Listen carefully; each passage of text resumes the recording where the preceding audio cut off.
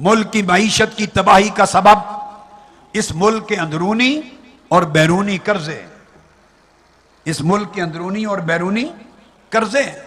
عرصہ دراز سے یہ ملک قوم سے غلط بیانی کی جاتی ہے، یہ ملک قرضوں پر چل رہا ہے۔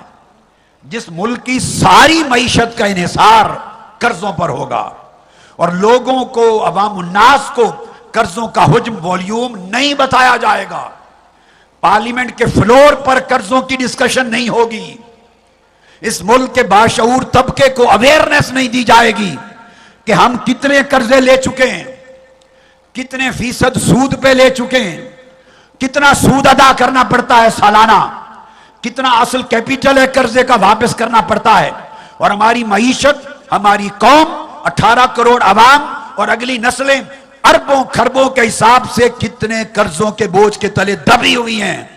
جب قوم کو خبر ہی نہیں ہوگی تو آپ معاشی تباہی کی ذمہ داری جس پہ چاہیں ڈال دیں۔ اس ملک کی معیشت کو کبھی قرضوں سے آزاد کرانے کی پالیسی ایڈاپٹ نہیں کی گئی۔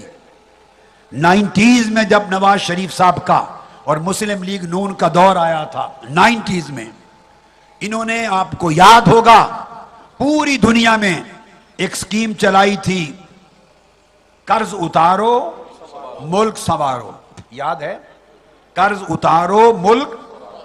میں آپ کی سوئی ہوئی مفلوج یاداشت کو زندہ اور تازہ کرنا چاہتا ہوں۔ وہ قرض اتارو ملک سنوارو کہاں گیا؟ نواز شریف صاحب کی حکومت نے یہ نعرہ دیا تھا، ہم کشکول توڑ دیں گے، کہا تھا یا نہیں؟ ہم کشکول توڑ دیں گے۔ کشکول توڑنے والوں نے دنیا کی تاریخ کا سب سے بڑا کشکول اٹھا لیا۔ تم نے کہا قرض اتارو، پاکستانی قوم کی غیرت دیکھیے، اس ملک اور اپنے وطن کے ساتھ ان کی محبت کا عالم دیکھیے۔ انہوں نے اپنی کمائی لٹا دی، ڈالرز، پاؤنڈز، یورو، جو کچھ تھا پاکستان کو دے دیا، یہاں کے اکاؤنٹس میں کہا کہ جمع کرواؤ۔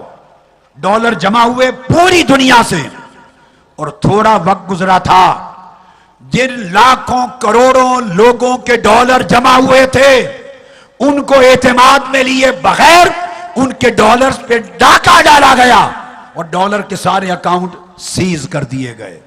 یہ بات ہے یا نہیں؟ بولیے نا۔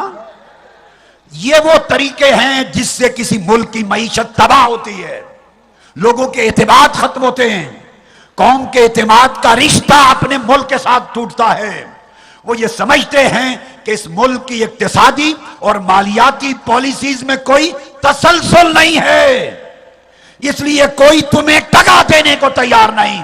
اگر یہ اقتدار انقلاب کے نتیجے میں پاکستان عوامی تحریک کے پاس آئے تو اقوام عالم میں پاکستانی قوم کے بچے بچے کا اعتماد اس قیادت پہ یہ ہے کہ ہم 6 ماہ سے لے کر سال کے اندر پاکستانی قوم کی مدد سے سارا قرضہ اتار سکتے ہیں انشاءاللہ۔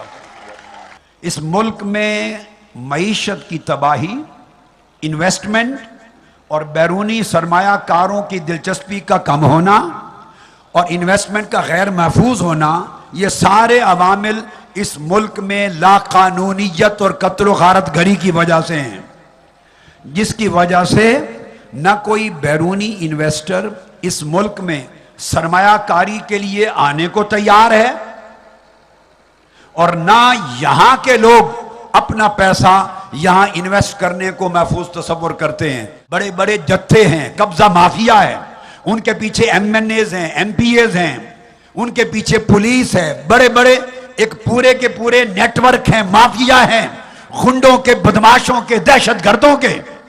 کسی کی جائیداد، کاروبار، مال و دولت محفوظ نہیں، جو ملک کی معیشت کو ایک شاندار، محفوظ، پرامن ماحول معیشت کے ارتقاء کا دینے میں رکاوٹ بنی ہے۔